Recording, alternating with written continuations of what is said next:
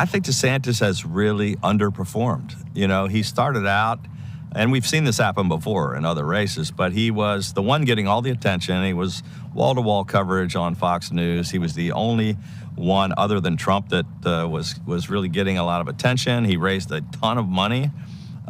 He was a fairly successful governor in a big state who got reelected.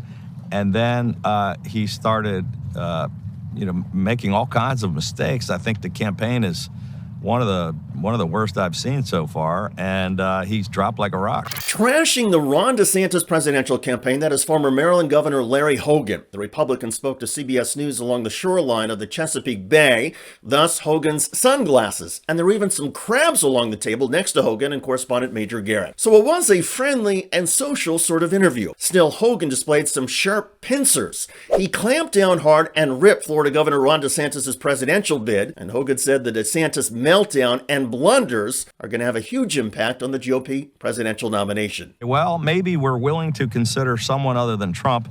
They took a look at Ron DeSantis and then went back to Trump. So I think he dropped 18, 20 points in the polls, and now you're seeing other people rise up. And there were a whole bunch of people stuck in single digits. I was one of them. We were all statistically, within the margin of error of each other.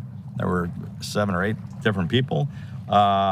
One of them, I think, has a chance to surpass Ron DeSantis. As you heard, Hogan is a presidential campaign rival. However, he does not have even a fraction of the name recognition or media attention of Donald Trump and Ron DeSantis. Still, Hogan thinks there's an opportunity for him or a few other lesser-known Republican presidential candidates to rise up past DeSantis and be the Trump alternative. Usually, a presidential candidate in this situation will use whatever media oxygen he or she gets to talk about themselves and let the political pundits and analysts spend time dissecting the status of the horse race. But here, Governor Hogan seemed happy to dive into all the failings and the expected outcome of the DeSantis campaign. Is it over for DeSantis?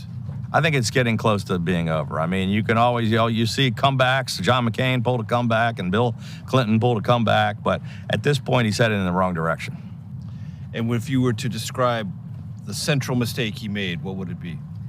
I think the culture wars, the dumb comments about Ukraine, the fact that he's got some strengths, but he's also got some weaknesses. I mean, he just doesn't connect with people.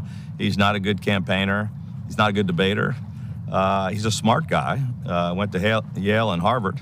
Doesn't lead with that. Yeah, he doesn't lead with that. Ouch. DeSantis is embarrassed about his Ivy League education, doesn't connect with people, is not a good campaigner, is not a good debater. All of that is arguably true, but it's still a bit strange to hear such a cold and brutal analysis from somebody who wants to pick up the DeSantis voters and support. But maybe we've reached a point where hard truths and authenticity will play well in a Republican campaign, particularly as a counter to Donald Trump. Kudos to Maryland Governor Hogan for doing this interview and showcasing his blunt and direct style. Respect also to Major Garrett in CBS News. Garrett is onto something with this Hogan interview, and that is there will be another alternative to Donald Trump other than Ron DeSantis. Is Maryland's Larry Hogan the one? I'm not sure most Republican presidential voters are ready to embrace a moderate, grounded in reality Republican candidate, but it is certainly interesting and intriguing to consider the possibilities. And Larry Hogan has established he could be a political force well beyond the state of Maryland. By the way, in New Hampshire, the first Republican presidential primary state, a group of neo-Nazis recently targeted a